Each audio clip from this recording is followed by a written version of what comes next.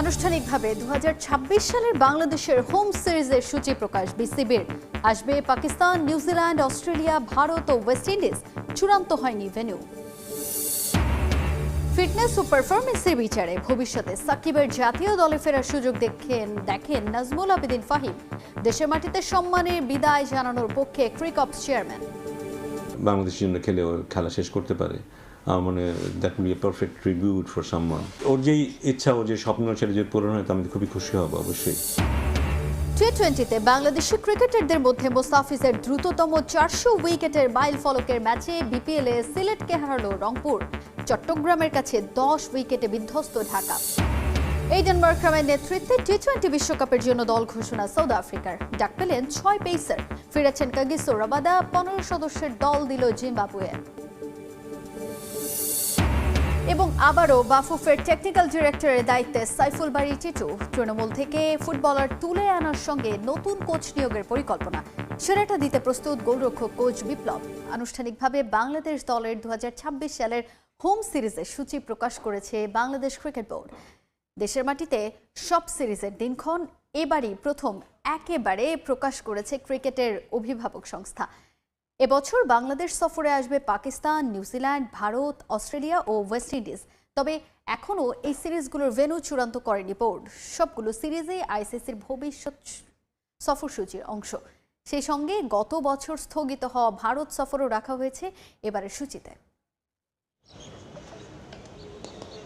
বিশ্বকাপের বছরে ব্যস্ত সূচিতে ঠাসা দেশের ক্রিকেট। আন্তর্জাতিক মঞ্চে ভারত শ্রীলঙ্কায় অনুষ্ঠেয় টি-20 বিশ্বকাপ দিয়ে শুরু হবে টাইগারদের পথ চলা। টি-20 বিশ্বকাপ অভিযান শেষে বাংলাদেশ সফরে আসবে পাকিস্তান। খেলবে টাইগারদের সঙ্গে দ্বিপাক্ষিক সিরিজ। এ সফরে 3 সংস্করণে খেলা হওয়ার কথা থাকলেও মার্চ এপ্রিলে পিএসএল থাকায় তা হবে 2 ভাগে।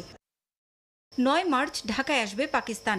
12, 13 ও 14 এপ্রিল খেলবে 3 ম্যাচের ওয়ানডে সিরিজ। 17 মার্চ দেশে ফিরে যাবে men in green. 26 March PSL শুরু হয়ে শেষ হবে 3রা মে। এই টুর্নামেন্ট শেষ করে আবারও বাংলাদেশে আসবে তারা। এই দফায় টেস্ট চ্যাম্পিয়নশিপের অংশ হিসেবে 8 ও 16 মে 2টি টেস্ট খেলবে তারা।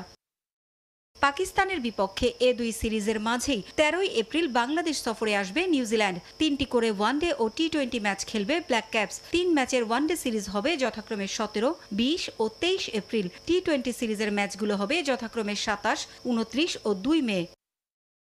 2 জুন বাংলাদেশ সফরে আসবে অস্ট্রেলিয়া ক্রিকেট দল। খেলবে 3 ওয়ানডে ও 3 ম্যাচের টি-20 সিরিজ। একই সময় যুক্তরাষ্ট্র, কানাডা ও মেক্সিকোতে অনুষ্ঠিত হবে ফুটবল বিশ্বকাপ। বিশ্ব ফুটবলের উন্মাদনার মাঝেই 5, 8 ও 11 জুন 3 ম্যাচের ওয়ানডে সিরিজে মুখোমুখি হবে বাংলাদেশ ও অস্ট্রেলিয়া। টি-20 সিরিজের ম্যাচগুলো হবে 15, 18 ও 20 জুন।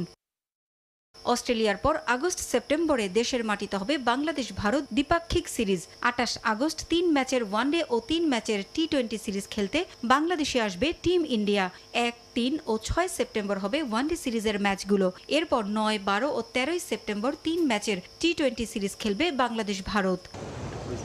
ব্যস্ত বছরে বাংলাদেশ দল তাদের শেষ হোম সিরিজ খেলবে ওয়েস্ট ইন্ডিজের বিপক্ষে। 18 অক্টোবর আসবে ক্যারিবীয়রা।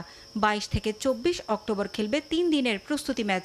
এরপর 28 অক্টোবর থেকে 1 নভেম্বর হবে প্রথম টেস্ট। 5 থেকে 9 নভেম্বর দ্বিতীয় টেস্ট খেলবে বাংলাদেশ ও ওয়েস্ট ইন্ডিজ। এছাড়াও বিসিবির সূচিতে শ্রীলঙ্কা এ দলের বাংলাদেশ সফর করারও কথা রয়েছে। আগামী মে মাসে হবে এই সিরিজ। 3টি 4 দিনের ও 3টি 1 দিনের ম্যাচ খেলবে বাংলাদেশ এ ও শ্রীলঙ্কা এ দল। সবসময় ক্রিকেট নিয়ে ভাবেন, খেলাটা উপভোগ করেন। সে কারণেই এতদিন আন্তর্জাতিক ক্রিকেটের বাইরে থাকলেও ফ্র্যাঞ্চাইজি টুর্নামেন্টে পারফর্ম করে যাচ্ছেন সাকিব আল হাসান। এমনটাই মনে করেন বিশ্বসেরা অলরাউন্ডারের অন্যতম কোচ নাজমুল আবেদিন ফাহিম। প্রেক্ষাপট পরিবর্তন হলে ফিটনেস ও পারফরমেন্সের বিচারে ভবিষ্যতে তার জাতীয় দলে প্রত্যাবর্তনের সুযোগও দেখেন তিনি। সাবেক বিশ্বসেরা অলরাউন্ডারকে দেশের মাটিতে সম্মানের বিদায় জানানোর পক্ষে মত দেন বিসিবির cricket operations chairman Nazmul Abedin Fahim. যে যদি সুযোগ থাকে, আমি যদি দেশে যেয়ে খেলতে পারি, মিরপুর টেস্ট হবে আমার জন্য লাস্ট, স্পেশালি টেস্ট ক্রিকেটে। অনেকেই তার এপিটাফ লিখে ফেলেছেন, কিন্তু তিনি যেন ফুরিয়ে যাবেন না। নিজ দেশ থেকে নির্বাসিত হলেও যেখানে সুযোগ পাচ্ছেন পারফর্ম করার চেষ্টা করছেন। চলমান IL T20-তে একাধিক ম্যাচে পুরানো সেই ম্যাজিক দেখিয়েছেন, আর তাতেই আবার আলোচনায় সাকিব আল হাসান। সাবেক বিশ্বসেরা অলরাউন্ডারের অন্যতম কোচ নাজমুল আবেদিন ফাহিম এখন বিসিবি পরিচালক ও ক্রিকেট অপারেশনস চেয়ারম্যান। প্রিয় ছাত্রের খোঁজ খবর নিয়মিতই রাখেন তিনি। আমার ধারণা যে অনেক দিন ও প্রাসঙ্গিক থাকবে এবং সে তেমনই একজন খেলোয়াড় বাংলাদেশের। ক্রিকেটটা ওর জীবনের একটা অংশ হিসেবে দেখে। মাঠে খেলার যে আনন্দ সেটা ও এখনও ফিল করে। He is a very rare person যে এখনও সেটা উপভোগ করে এবং ও ক্যারিয়ারের প্রায় শেষ দিকে এসে উপভোগ করে, এবং সে কারণে কিন্তু এখন পারফরমেন্স করছে। ইন্টারন্যাশনাল ক্রিকেট থেকে এতদিন ধরে বাইরে একজন খেলোয়াড়, তারপরেও নিজেকে যে ধরে রাখার যে ব্যাপারটা, হয়তো ফিজিক্যালি হয়তো অতটা ফিট থাকবে কিনা আমি জানি না, কিন্তু মেন্টালি ও নিজেকে সবসময় ক্রিকেটের মধ্যে রাখে। 2024 সালের 5 আগস্টের পর থেকেই দেশ ছাড়া সাকিব আল হাসান। আওয়ামী লীগ আমলের সংসদ সদস্যের প্রতি চরম ক্ষোভ অনেকের, তাই দেশের মাটিতে খেলে আন্তর্জাতিক ক্রিকেট থেকে অবসর নেয়ার স্বপ্ন অধরাই থেকে গেছে তার। একনিষ্ঠ ভক্তরা অবশ্য লাল সবুজ জার্সিতে সাবেক বিশ্বসেরা অলরাউন্ডারকে মিস করেন, যে কারণে বিভিন্ন সময় মাঠে তার নাম লেখা ব্যানার পোস্টার দেখা যায় এখনো। মাঝে তাকে দেশে আনার প্রক্রিয়া শুরু হয়েছিল, তবে সবুজ সংকেত পেয়ে সংযুক্ত আরব আমিরাত পর্যন্ত এসে আবার অপর মহলের নির্দেশে যুক্তরাষ্ট্রে ফিরে যেতে হয়। তৎকালীন যুব ও ক্রীড়া উপদেষ্টা ক্রিকেট বোর্ডকে বলেই দেন কোনোভাবে যেন বাংলাদেশের হয়ে খেলতে না পারেন সাকিব। তবে পরিবর্তিত পরিস্থিতিতে আবারও স্বপ্ন দেখছেন ভক্তরা। তখন যে পরিবেশ ছিল বা ছিল, সে সময়টায় তার জন্য আসাটা কতটা নিরাপদ ছিল বা কী ছিল সেসব ব্যাপারগুলো তো অবশ্যই আসে। সেসব কারণেই হয়তো তখন সম্ভব হয়নি, বাট একটা সময় কিন্তু ও প্রায় চলে আসবে আমার একটা অবস্থানে তৈরি হয়েছিল। কিন্তু যেটা হয় না, যারা চায় তাদের তো এক ব্যাপার, যারা চায় না তাদেরকে নিয়ে চিন্তাটা বেশি, মানে সেখানে সে কারণে হয়তো সে সময়টা হয়নি। ওর যেই ইচ্ছা, ওর যে স্বপ্ন সেটা যদি পূরণ হয় তো আমি খুবই খুশি হব অবশ্যই। এটা নিয়ে আলাপও যে হয়নি তা না। আমি জানি না ঘটনার প্রবাহ আমাদেরকে কোথায় নিয়ে যাবে জানি না। ওর হাতে তো অনেক সময় নেই। ও যতদিন খেলার মতো ফিটনেস ও থাকবে, ও যদি আসতে পারে, খেলতে পারে, এবং যে বাংলাদেশকে ক্রিকেটের মাঠে এত কিছু দিয়েছে সেখানে যদি বাংলাদেশের জন্য খেলে ও খেলা শেষ করতে পারে, আমার মনে হয় that will be a perfect tribute for someone. ফ্যানদের আশা জাতীয় নির্বাচনের পর সাকিবের জাতীয় দলে প্রত্যাবর্তনের পথ সুগম হবে। এক ম্যাচ পর জয়ে ফিরল রংপুর রাইডার্স। প্রথমে ব্যাট করে আফিফের 46 রানে ভর করে 144 রানের পুঁজি পায় সিলেট টাইটান্স। আর জবাবে কাইল মায়ার্স ও মাহমুদুল্লাহ রিয়াদের দায়িত্বশীল ইনিংসে 6 উইকেটের জয় পায় রংপুর রাইডার্স। সিলেট থেকে অপু বণিকের রিপোর্ট। সিলেট আন্তর্জাতিক ক্রিকেট স্টেডিয়ামে রাজশাহী ওয়ারিয়র্সের বিপক্ষে সুপার ওভারে হারের হতাশা নিয়েই মাঠে নামে রংপুর রাইডার্স। অন্যদিকে মেহেদী হাসান মিরাজের নেতৃত্বে আত্মবিশ্বাসী সিলেট টাইটান্স ঘরের মাঠে বাড়তি সুবিধা নিতে চেয়েছিল।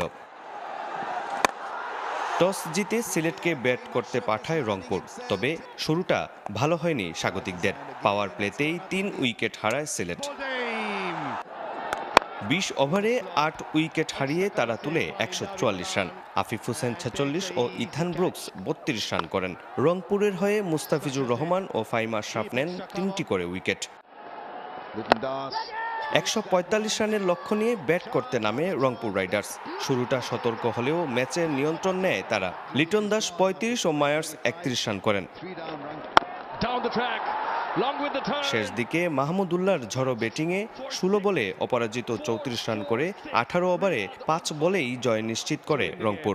এই জয়ে পয়েন্ট টেবিলে নিজেদের অবস্থান শক্ত করল রংপুর রাইডার্স। অন্যদিকে টানা হারে চাপে পড়ল সিলেট টাইটান্স। চট্টগ্রাম রয়্যালসের কাছে 10 উইকেটের বড় ব্যবধানে হারল ঢাকা ক্যাপিটালস। টানা 2 হারিয়ে টেবিলে বাজিয়ে অবস্থায় রাজধানীর ফ্র্যাঞ্চাইজিটি। সিলেট আন্তর্জাতিক স্টেডিয়ামে আগে ব্যাট করে নিয়মিত বিরতিতে উইকেট হারিয়ে মাত্র 122 রান করে ঢাকা। নাইম ও রজিংটনের 50-তে কোনো উইকেট না হারিয়ে জয় তুলে নেয় শেখ মেহেদীর দল। সিলেট থেকে তারেক হাসান শিমুলের রিপোর্ট। সিলেটে কুয়াশার চাদর সরিয়ে দেখা মিলেছে সূর্যের, স্বস্তি ফিরেছে জনমনেও। ক্রিকেটাররাও যেন খুশি। উইকেটে রোদ পড়া মানে ব্যাটারদের জন্য শুভ দিন হয়েছেও তা। তবে সেটা চট্টগ্রাম রয়্যালসের জন্য। ঢাকা ক্যাপিটালস যেন ভুলে গেছে উইকেটটা বুঝে উঠতে। ব্যাট করতে নেমে যা তা অবস্থা। সাইফ আবারও ব্যর্থ। আফগান ওপেনার আকবরী 12 বলে 2 রান করে চাপ বাড়িয়ে যান। ওসমান খান ফেরার পর আগের ম্যাচের তাণ্ডব চালানো শামীম হলেন স্ট্যাম্পিং। সাব্বির, ইমাদ ওয়াসিম সবাই করলেন তাড়াহুড়ো। দুইজনই স্ট্যাম্পিং হলেন। বল হাতে শরীফুল, তানভীর যেন অপ্রতিরোধ্য। পেস ও স্পিনের সামনে অসহায় ব্যাটাররা। মিথুন, সাব্বিররাও ভরসা দিতে পারেননি। 66 রানে নেই 7 উইকেট। খারাপ সময়ে দলকে টেনে তোলার অভিজ্ঞতা আছে সাব্বির রহমানের। তার উপর হতাশ হয়ে 1-6 মেরে 9 রান করে ফিরে গেছেন ক্যাচ দিয়ে। 100-র নিচে অল আউটের সংখ্যা থেকে বাঁচান সাইফুদ্দিন। তার 33 রানে 122 রানের পুঁজি পায় ঢাকা ক্যাপিটালস। নাসিরের ব্যাট থেকে আসে 17 রান।